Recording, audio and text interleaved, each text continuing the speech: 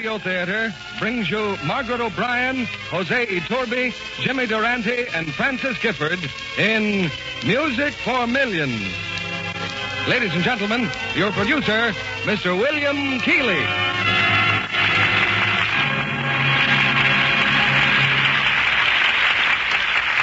Greetings from Hollywood, ladies and gentlemen. Tonight is an exciting occasion when we bring together a galaxy of stars you'd find almost impossible to duplicate. First, beloved Margaret O'Brien, the only player of any age who has been starred 4 times in 1 year in this theater. Second, the world-renowned pianist and conductor, Jose Iturbi, making his first appearance on our stage. Third, the one and only Jimmy Durante. Finally, for glamour and romance, we have the lovely Francis Gifford. They appear together in Metro-Goldwyn-Mayer's success, Music for Millions, directed by Henry Costa. We raise our curtain on Act 1 of Music for Millions, starring Margaret O'Brien as Mike, Jimmy Durante as Andrews, Jose Iturbi as himself, and Francis Gifford as Barbara, with Marissa O'Brien as Rosalind.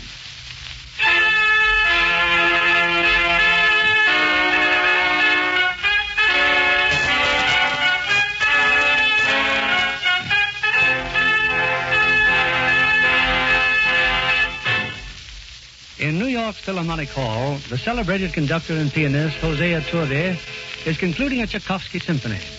In the midst of this majestic music, an irreverent ripple of laughter spreads through the audience, for a little girl has just wandered on stage. But now a frantic gentleman rushes from the wings, grabs the intruder, and dashes with her backstage. Let me down, and would you please tell me the meaning of this? It's mutiny, that's what it is. Messing up Mr. Iturbi to say nothing of the late Signor Tchaikovsky? Who are you? If you want to know, my name is Mike, and I'm here to see my sister. And who, might I ask, is your sister? She's Mrs. Ainsworth, and she plays the bass fiddle. I don't care if she plays the glockenspiel. You can't go walking on stage while Mr. Iturbi is waving that stick. I'm very sorry, but may I ask who you are? The name is Andrews, sister. Mr. Iturbi and me were inseparable. A fellow Bertuccio. He don't even make a move without me. He doesn't? No. Who do you think shoves his piano on stage? Who polishes up that baton? Who gets his hotel reservation? As well as an occasional $2 bet on the horses? Who? If not I. Oh. So start drifting, infant. Now. I think you're mean. So I'm mean. And you don't want to associate with no mean characters, do you? Oh, very well. I'll wait over here.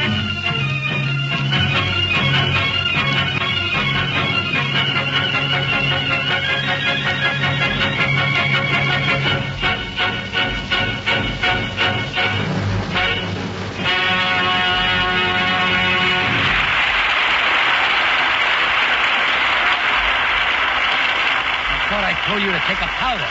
Mr. Iturbi is coming and he's burning up. In fact, he's percolating. He's angry because I made the people laugh. A fair approximation of the truth. But I have to wait here until I find my sister. Oh, Barbara! Barbara! Mike! Oh, darling. Where on earth did you come from? Aunt Kate wrote a letter. Didn't you get it? A letter? Why, no. She wrote you to meet me at the train. You mean you came... And when you weren't at the station, a very nice policeman brought me over here. He even... Barbara, I think perhaps we better take a powder. You, me? Such monkey shines at the concert I have never seen. I'm terribly sorry, Mr. Iturbi. It was just that... There's still a port, Mr. Iturbi. You better take another bow. Very well. But you, miss, I want to see you in my office. Yes, sir. Don't be exasperated, Mr. Iturbi. Calm heads must prevail. Is he mad, Barbara? I wouldn't be at all surprised. Oh, darling, tell me. Why did you come to New York? Because I missed you so, Barbara. Because I wanted to be with you all the time. My. I can't I? And Kate went to work in a war plant. And besides, I love you much more than Aunt Kate. You're never going to leave me again, Mike. Now, let's go to the dressing room, and then we'll go to my boarding house, and you can... But what about Mr. Iturbi? He said he wanted to see me. Oh, that's right. To a vaudeville act. A baby walks on the stage. The audience giggles, and she just stands there and stops playing. Who? That girl who plays the string bass. I'll fire her tonight. Good. Great. The minute the orchestra busts up, I'm going on my own. Already the Navy's got Shurovitsky, Konstantinovsky, and Capelloni. The Army's got Fiedelberger, Schliverwitz, and Gubelstein. Gubelstein the Piccolo? Yes, Gubelstein the Piccolo. And it's also got Brinkenheimer, Botchkalupo, Tootle Flute, and Murphy. Murphy? We have a Murphy? The past tense, Maestro, we had 'em. Another month and we'll have nothing but females. Perhaps Phil Spitalny had the right idea after all. And we ain't even sure of them. Pretty soon the waves and the wax will get 'em, and then what? We've run out of sexes. That's the conditions that prevail. You think they'll be taking the women, too? Yes, when that happens, we don't have to worry. You know I play piano, too, Mr. Turby. Mm-hmm. Intending no reflection, it's been said quite frequently that I'm a virtuoso. Really? Yes, sir. A child prodigal. Come in. You wanted to see me, Mr. Turby? Oh, yes. Mrs. Answorth, Watch that temper, Mr. Turby. I'm sorry, Mrs. Answorth, but I've forgotten completely what I wanted to see about her. Oh, nothing important, I'm sure. Good night. But... good night. Yes, Mr. Turby. Good night. With this scarcity of musicians, I fire nobody. Run along, Andres, run along. What stress and strain. What a dilemma. Andy. Do I hear my name? Oh, Andy, thank you. Thank you for saving my job. I didn't do nothing. Somebody's got to keep this orchestra together, ain't they? But babies I didn't figure on. Draft boards I figure on. But babies I didn't ever figure on. It's a nursery I'm running for babies. Me, a piano virtuoso, who could be out making a fortune. Money isn't everything, Andy. No, but I like to have it around so I could choose the type of misery that is most agreeable to me. I bid you good night, madam. Good night, Andy. Well, Mike? I'm very pleased that Mr. Turby didn't discharge you, Barbara. Well, I'm slightly delighted myself. Come on, darling, we'll take a cab home.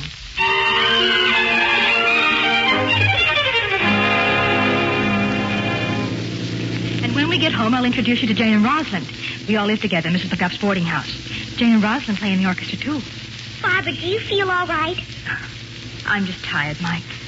Here's something you haven't seen. It's Joe, a picture of Joe.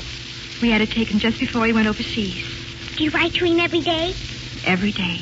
And does Joe still write to you every day? Oh, well, he can't now, darling. He's very busy. When was his last letter? Oh, a few weeks ago, Mike. You have no idea how long it takes letters to come from the Pacific. It's so far away. But don't worry, Barbara. I've been praying for him. I'm not worrying, dear. I've been praying to St. Christopher especially. He'll be sure to take care of him. Barbara, you're sick. I'll be all right, Mike, really. It's just, standing up for hours with that big bass fiddle, it gets you down sometimes. I'll take care of you. I will. Thank you, darling. Thank you.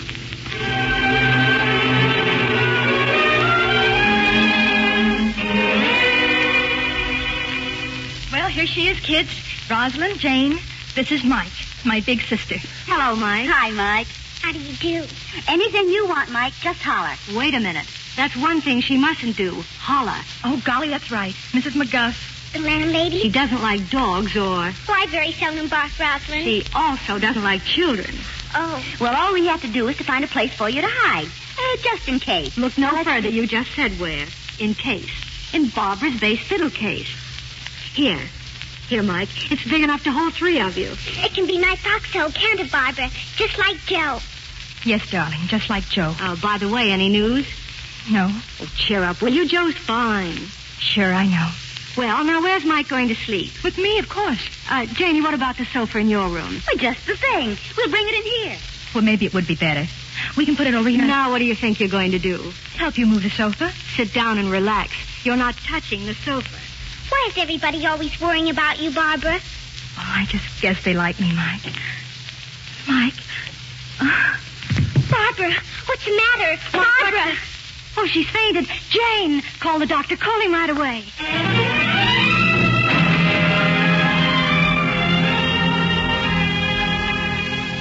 And don't worry, Mrs. Ainsworth. Everything's perfectly normal. You're fine. Well, good night. Good night, Doctor. Doctor? Oh, it's you, is it? I sneaked out into the Hawk and Jane's room. Doctor, what's the matter with my sister? Oh, frankly, young lady, nothing. But she fainted. Well, lots of folks do that. But she keeps smiling all the time, too. Well, there's nothing funny to smile at. Indeed. I'm worried. Young woman, can you keep a secret? You're going to become an aunt. Me? Mm-hmm. Your big sister's going to have a baby. But don't you tell anyone. Well, I won't tell anybody, Doctor. Will I be a boy aunt or a girl aunt? Why don't you just wait and see about that? Oh, I will.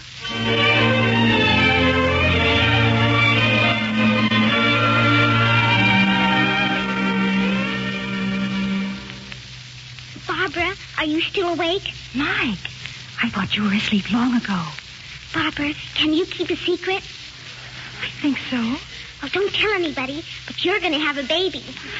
Mike. It's true, Barbara. I just thought you ought to know. I'm all excited, aren't you? Oh, all excited. And I thought with you being kind to Bill would make you feel better, knowing about the baby. Oh, it does, Mike. So much. You can go to sleep now. You'll have sweet dreams. Yes, I know I will. Mike, will it be a boy or a girl? Well, why don't you just wait and see? Oh. Good night, Barbara. God. We'll be starting the rehearsal soon, Mike, and I run along soup. You know, there'll be trouble if Mr. Torby sees you.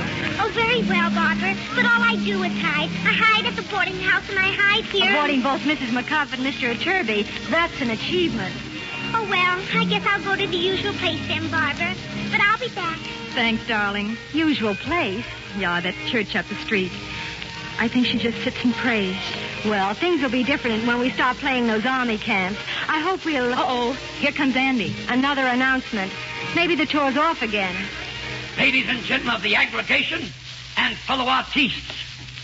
While we're waiting for the maestro, it would seem entirely fitting and proper that I run over my concerto. We will commence with the first movement and kindly watch your vibratos. And, likewise, the agitatos. As for the harp... Yes, Mr. Andrews? Your slip is showing. Now then, I sit down at the Baldwin and we're ready to commence. The first movement, if you please.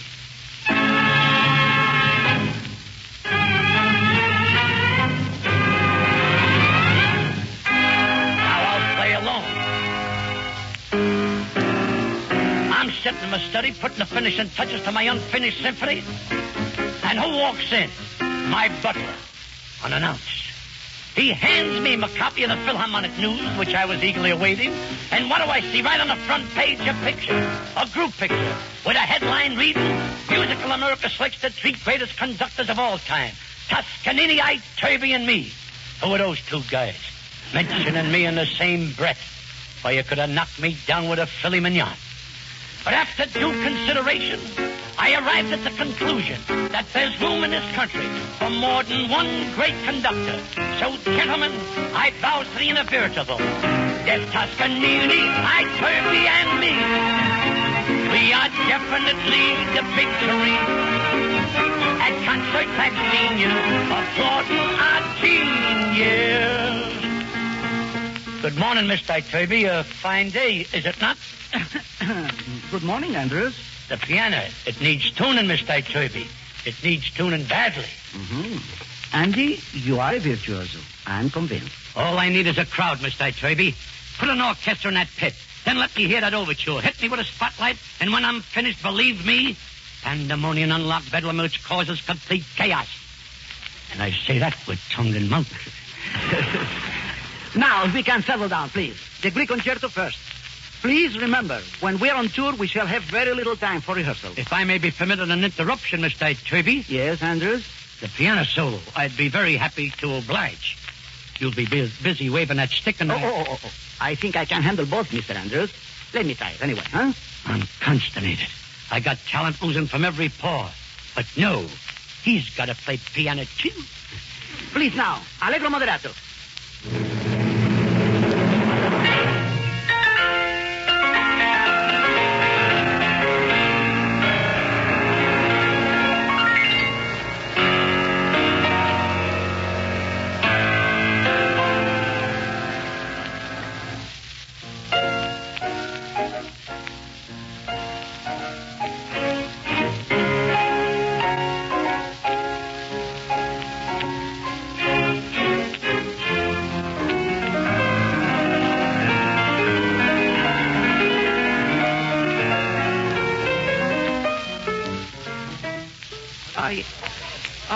I beg your pardon. Oh, hello. I went out, but I decided to come back. I see. I'm carrying this stool to my sister up there. Oh, then, don't let me bother you. Oh, no, sir, you're not bothering me. Young lady, why are you taking that stool to your sister? So she can sit on it naturally. Oh, naturally. But why? I can't tell you, Mr. Turby. It's a secret. It's a secret. Oh, all right. Go ahead. Give the stool to your sister. Oh, but really, Mr. Turby, Sit down, Mrs. Ainsworth. Sit down. And you, please. Me? Yes. Would you mind leaving so this rehearsal can continue? Oh, yes, sir. Suppose you sit over there and let us know if you like. All right? That'll be fine. Good. And now we start again from letter L. Allegro tempo. Comfortable, Mrs. Ainsworth? Yes, sir. Thank you. Good. Together now, please.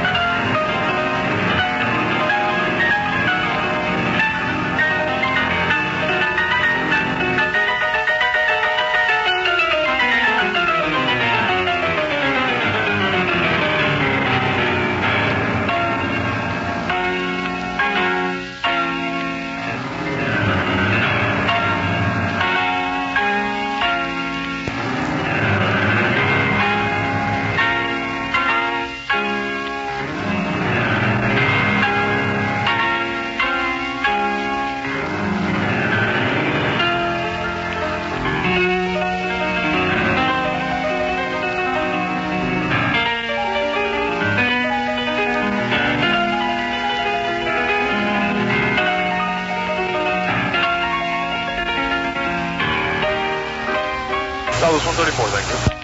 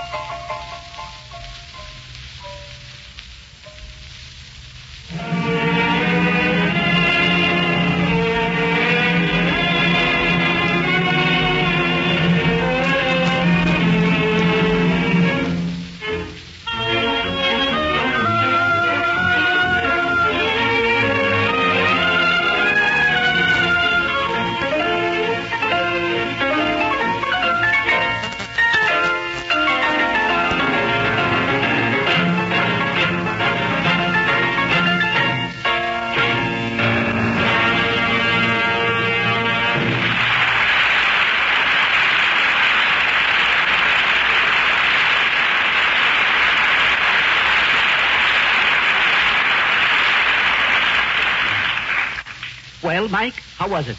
Oh, very adequate, Mr. Turby. Very adequate indeed. Thank you. Thank you. All right, everyone, take 5 minutes recess, please.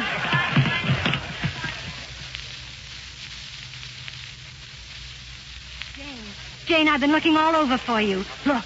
A telegram. Quiet, Jane. This is for her. For Barbara. But how did you get it? Mrs. McGuff just brought it here. It's about Barbara's husband. Oh, no. He's missing. Missing in action. Oh, Roz, you've got to tell her. I can't. The state she's in. What if she lost the baby? But we'd just be deceiving her. We can wait until after the baby comes. And lie to her every minute of the time? Hey, what goes you two? Oh, nothing. Why? We'd better get back to our places. We've some rehearsing to do, remember? Was that a telegram you just put in your purse, Rosalind? Telegram? Well, now, who would be sending me a telegram? I shouldn't have asked. It isn't nice for children to be inquisitive. Not nice to know, but quite natural. Roz? Yes? It wasn't anything that Skip it. I've just got a bad case of the jitters, I guess. Don't be sad, Barbara. You'll hear from Joe soon. Honest you will. Honest.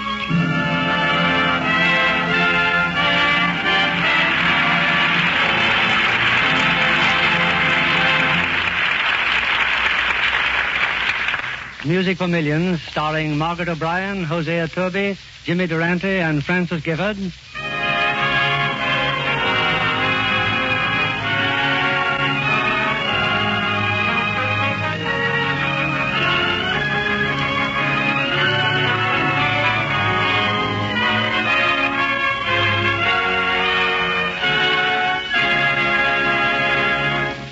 Act 2 of Music for Millions, starring Margaret O'Brien as Mike, Jimmy Durante as Andrews, Hosea Turby as himself, and Francis Gifford as Barbara.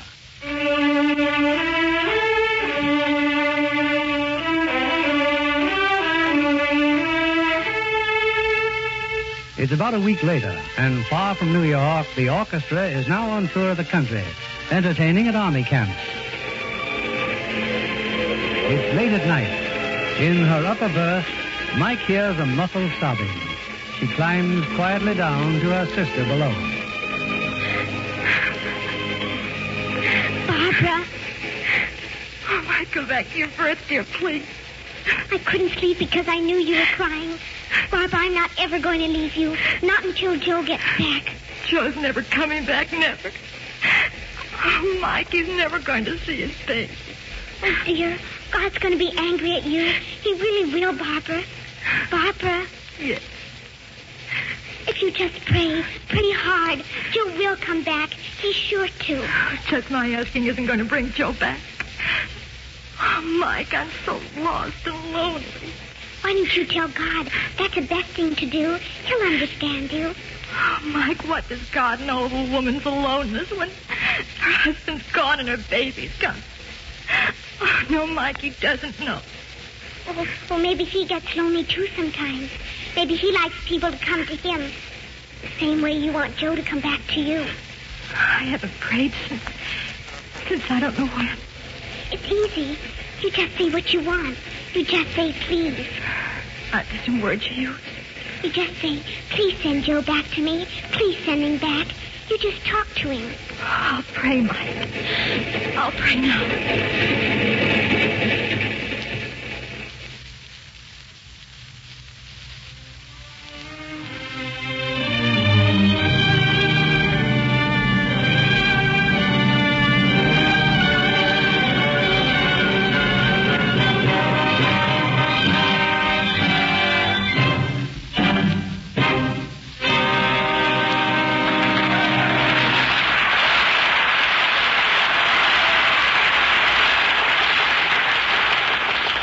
Thank you very much, boys.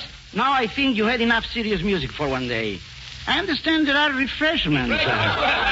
Yes, we are hungry too. How about it? Did you hear that, Mike? Refreshments. I'll be right back, Barbara. I have to go to the cloakroom for a handkerchief, maybe. Well, young lady, can I help you? Oh, no, thank you. There's a stool in the cloakroom. I'd like to borrow it for my sister. Go right in, honey. Just take the one the lady's coat is on. Oh, thank you.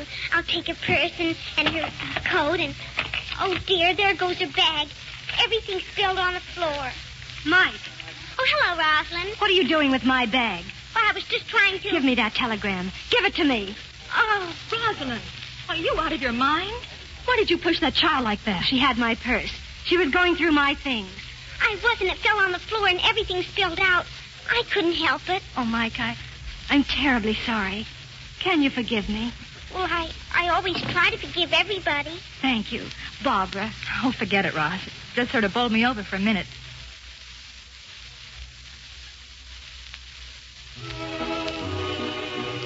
Hey, what is this, a convention? get moving, will you? They're giving us a shindig in there, dining, dancing, and everything. I didn't know we were going to dance. Sure we are. It's our ward, too, ain't it? Oh, by the way, Mr. Andrews, sir. Sir, that's better. The Colonel would like to see you, sir.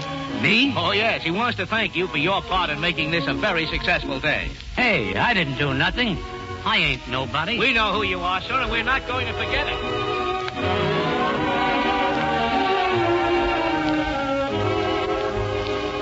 Oh, Mr. Turby. Yes, Colonel? I'm hoping you'll do us the honor of playing the piano for us. If you don't mind, Colonel, today belongs to the orchestra. Mr. Turby, the boys would be most grateful if you played. When there are pretty girls to dance with? Come, Colonel. Just wait and you'll find out. Your attention, please, men, your attention. In addition to the honor of having with us this great orchestra, we also have a great artist. I'm taking the liberty now of asking him to play for us. His name needs no mention. It's known wherever fine music is played. So that's what you wanted to see me about, huh, Colonel? I'm overcome with justifiable unpretentiousness. But Mr. Turby, isn't that your stage manager going to the piano? But, Colonel, Mr. Andrews is a very good pianist. But I didn't mean him. Oh, this is most embarrassing. Most embarrassing. Ladies and gentlemen, I sits down to the piano. I glance at the music on the piano, and what do I see? I see Chopin on the piano. Chopin's Etude. I'll play it.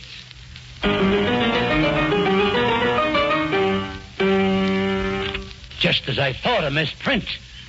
I'm chopping up the Chopin. I'll play my own opus. Now I know a fellow who can make your life so mellow. Now there's one like him in every town. He's half a man and half a clown. They call him Umbriago.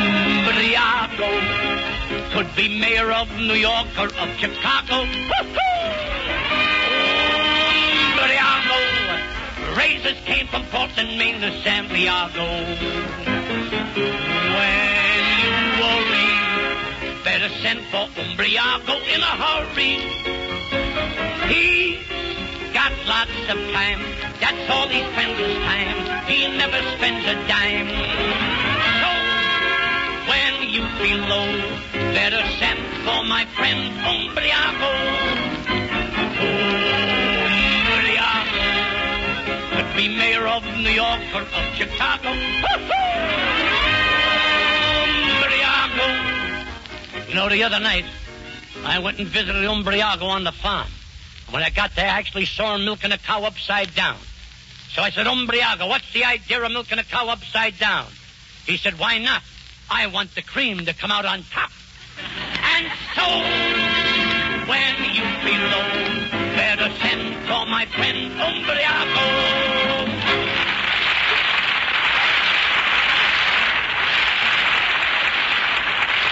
The Bertuccio bids you adducio.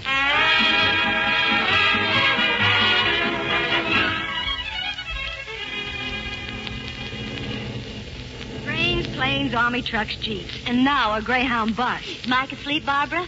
Sound asleep. Roz, what was in that telegram, Roz? What telegram? You're hiding something from me. There was a telegram, wasn't there? Well, can't a friend of mine send me a telegram? All right, Roz. That's how you want it. That's exactly how I want it. Well, it looks as if we're getting into town. Our bags are back here, Barbara. See you in a minute. We didn't fool her for 1 minute, Jane. I know we didn't. And something's got to be done by somebody. And soon.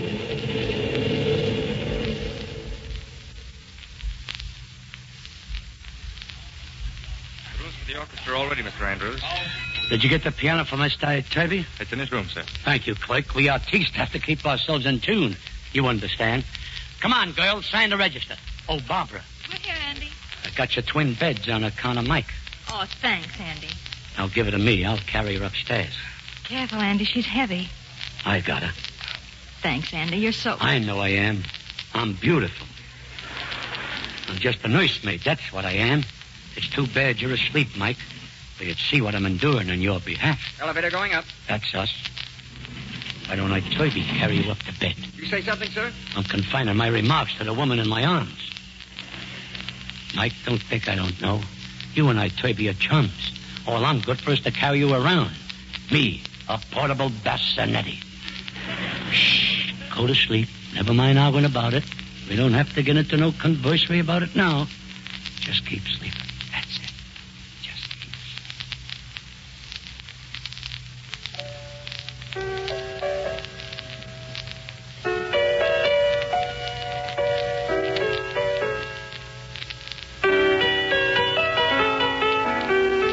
Don't just stand in the doorway, Mrs. Answorth.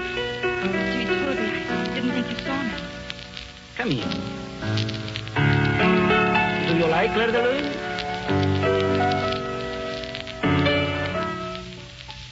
Mrs. Answorth, those are tears in your eyes. My husband loved it so. Claire de Lune. And I played that badly to make you cry? Oh, no, it was wonderful. What's wrong, Mrs. Answorth? My husband, I haven't heard from him in the longest time. You're afraid? No, Mrs. Answorth. You mustn't lose your courage. But I... Look at me. Come now. Come. Up. Barbara, the world is going to be a pretty sorry place. I don't care about the world. I care about Joe. I love him and I want him to live. I've tried so hard. I'm just a coward. Coward? No, I don't think so. A woman, yes.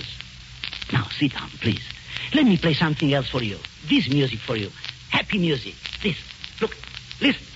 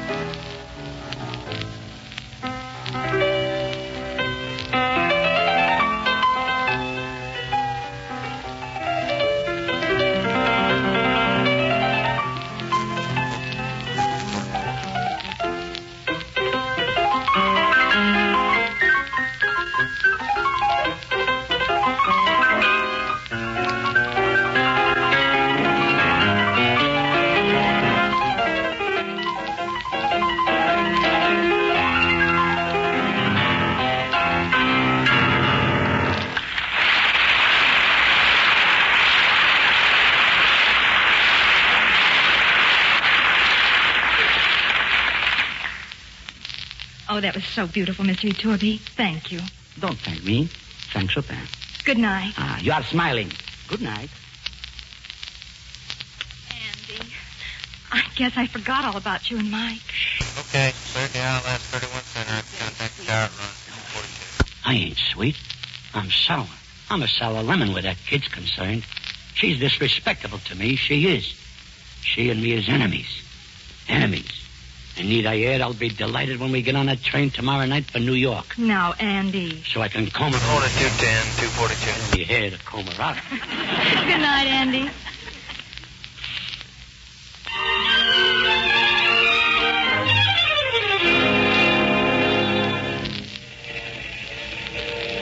Barbara and Mike are in the dining car. At last I can tell you what happened, Rod. About your uncle? Yes. You phoned him? Yes, well, he's a handwriting expert, like I told you. Will he write the letter? Well, he didn't promise. He mentioned something about it being forgery. But all he has to do is imitate Joe's handwriting and write a letter to Barbara. Oh, Jane, she's going to lose her mind if she doesn't get a letter soon. And the baby. Oh, he's got to do it, Rod. He's got to. We'll call on him the first thing in the morning. Albert, how important it is that Barbara get a letter. She thinks he's dead or something. I could be arrested for even thinking about such a thing. But all you have to say is that he was picked up at sea or in a jungle, anything. Jane, the idea of my using my talents to... Oh, very well, I'll do it. Oh, thanks, Uncle. I brought along one of Joe's letters. I thought maybe if you studied the handwriting. The forged letter will be at your boarding house tomorrow with phony postmark, censorship, and everything. And I'm counting on both of you to visit me in jail.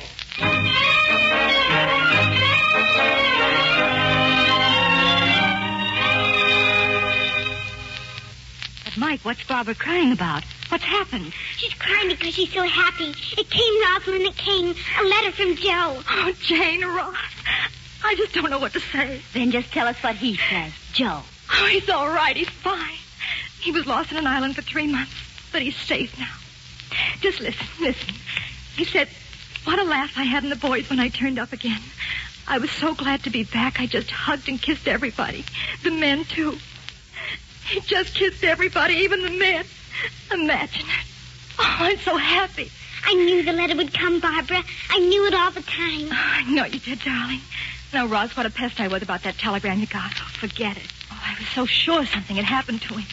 Mrs. McGuff. I just wanted to find out about the letter. It was from him, wasn't it, Barbara? Oh, yes, Mrs. McGuff, yes. And then at the post... Well, and who is this? This child? Oh, she's my sister, Mrs. McGuff. Her name's Mike. Well, how do you do? How do you do? Well, I wish you'd come and stay with us sometime. What? It'll be more like a home with a little girl running about. But didn't you tell us no dogs and no children? Oh, no. Only boy children and boy dogs. This is a ladies' residence, you want to remember. I think I have to go somewhere, Barbara. You do? Where? Somewhere to thank somebody for something. She's going to church. I think I'll go, too. Well, it worked, Roz. Uncle Albert's letter worked. But why he had to mention some of the things he did, I just don't... Oh, well. It'll all be over in a few weeks, one way or another. Poor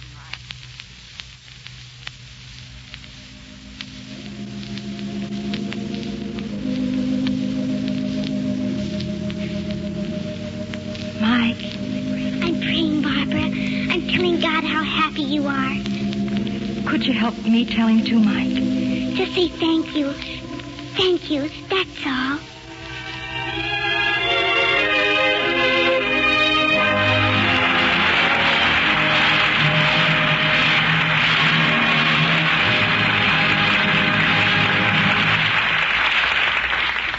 In a moment, we'll return with Music for Millions, starring Margaret O'Brien, Jose Iturbe, Jimmy Durante, and Francis Gifford.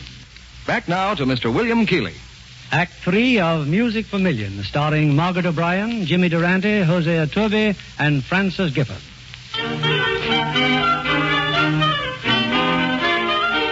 Several weeks have gone by, and each week Barbara's had a letter from Joe. But there's a new bass fiddle player in Mr. Iturbe's orchestra, for Barbara is now in the hospital awaiting her baby's arrival. In the room for expectant fathers, Rosalind, Jane, and Mike are waiting too. So here's where you all are, huh? Here's where you're hanging around when there's a concert on tonight. Or didn't you know? Hello, Andy. Hello, she says. Comes time for the downbeat and you're all here having a baby. Now, wait a minute. Not even a half a minute. There's a cab out in front. Get moving. Oh, all right. Come on, Mike. I can't.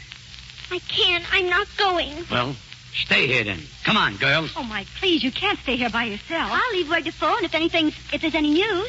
I have to stay. You do, huh? You ain't gonna sit there and ruin a concert for thousands, are you? Yes. Look, this is no time for whimsicalities. Oh, we can't go and leave her, Andy. Yes, you can. Go on, grab that cab. I'll get her out of here and get another taxi. Be nice to her, Andy. Come on, Jane. And please, mind Andy, Mike. Tell Mr. Iturbe he'll have to start proceedings without me. Ballin', huh? That's fine. Now, what do I have to do? Carry you? I carried you once before and you didn't put up no squawks. I won't. I'm not going. You're not?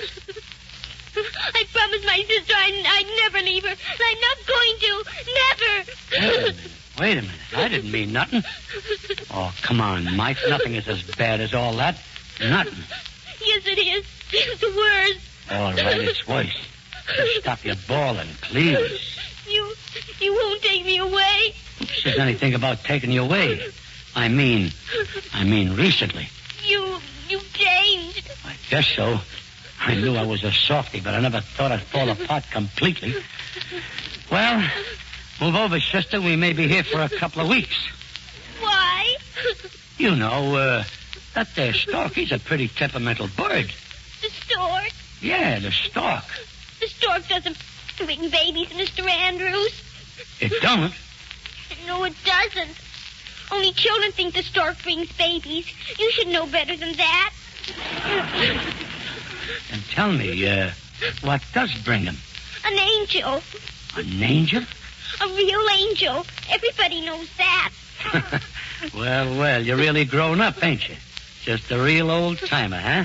I'm over 7. I know everything except one thing, Mr. Andrews. I mean about the angels bringing babies. Why does it have to be in a hospital? You mean you don't know why is that? I don't think I do. Oh, everybody knows that. Sure, you just figure it out sometime. You tell me. It's a cinch. You could figure it out in no time. Do you know? Do I know? Do I know? You didn't know about the angel, though, did you? You thought it was a stork, didn't you? All right, I'll tell you. Yes? Okay. Angels got wings. You know that, don't you? Oh, I know that very well. That makes them something like an airplane, see? And an airplane has got to have a landing field, see? And the hospitals, well, they make the best landing fields. Oh, of course. Were you ever a baby, Mr. Andrews? Was I ever? Of course I was a baby. I was born, I know that. Did you cry? Did I cry? Sure, I hollered. That's where I acquired my attractive hoarseness.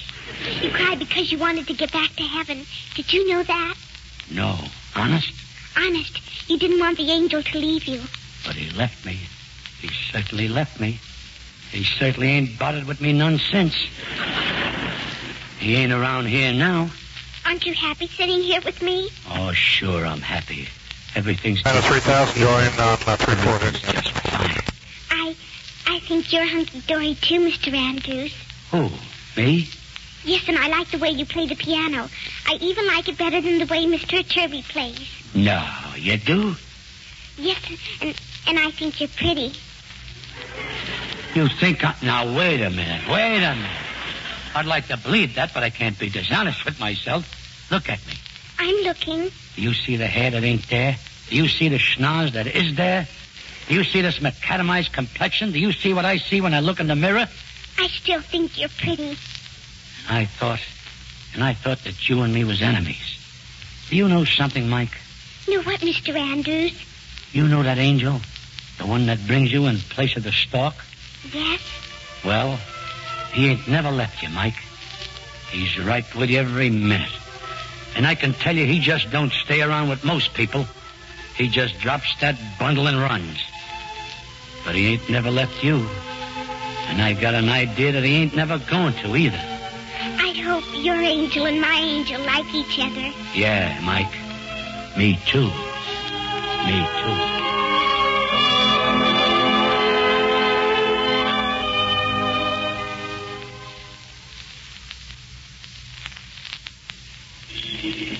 Hurry, Jane. Oh, I hope we've made it in time. The concert must be ready to start. Gosh, I wonder if the baby's been born yet. Jane. Uncle Albert. Hello, Roz. Oh, we can't stop at the stage door, Unc. We've got to get inside. This won't take long. I have a confession to make. Well, if it's about those letters, Uncle Albert, I really think you've been overdoing it. Overdoing it? Once a week. That's really too many letters. Jane, I haven't been writing any letters. That's what I wanted to tell you. I started to write the one you asked me to forge, but I couldn't do it. But you got your letter the very next day. If Barbara got a letter from Joe, it was from Joe. I never wrote a word. Oh, Uncle.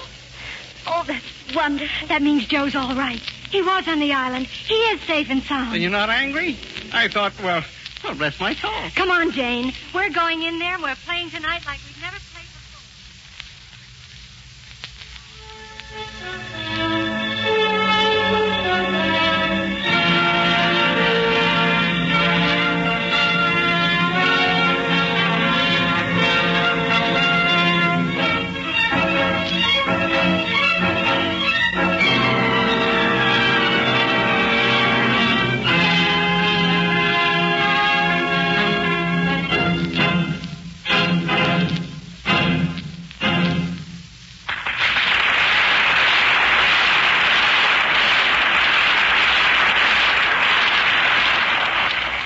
Listen to that hand, Maestro. You better go back out there and take another bow. Andrews, where have you been all evening?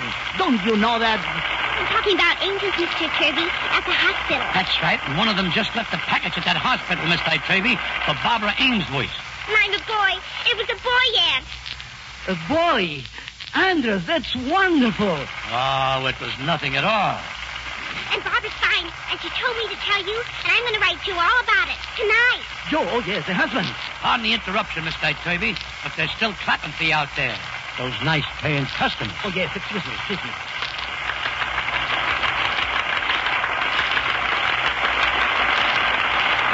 Thank you very much. Now, if you will excuse me, I have a special announcement to make to my fellow musicians. Ladies and gentlemen of the orchestra, it's a boy! And now, for a lovely girl in a hospital, and for the baby boy in her arms, and for a soldier so far away, I would like to play a melody that they cannot hear, and yet, in a sense, I think they will hear it. I know from now on, I will always think of it as belonging to them as their own Claire de Lune. Mike, get off the stage, Mike. But I want to hear Andy. And I want you to hear it too, Mike. Everything turned out just fine, didn't it, Mr. Turby? Yes, Mike. Just fine.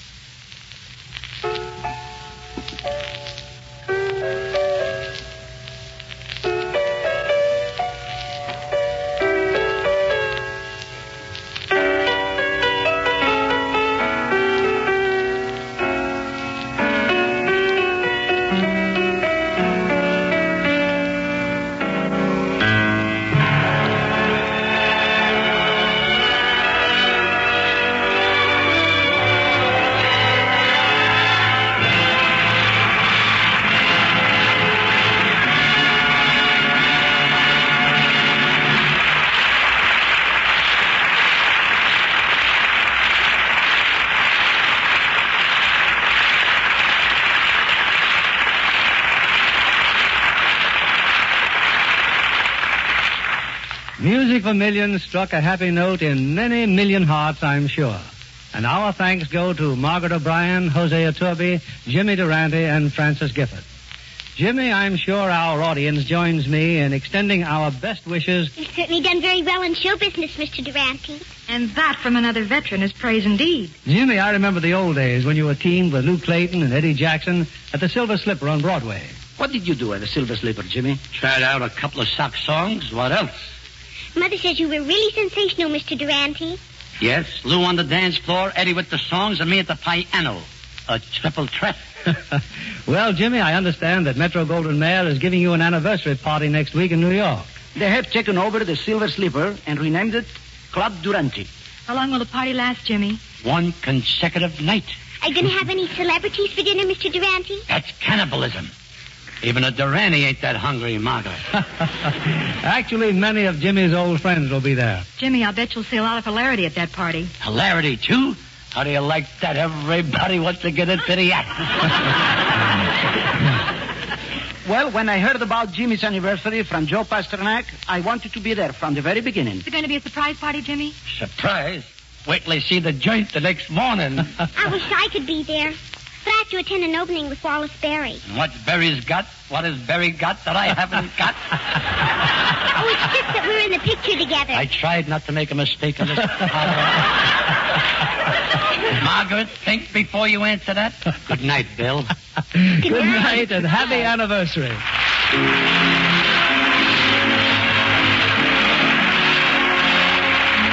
This is William Keighley saying good night to you from Hollywood.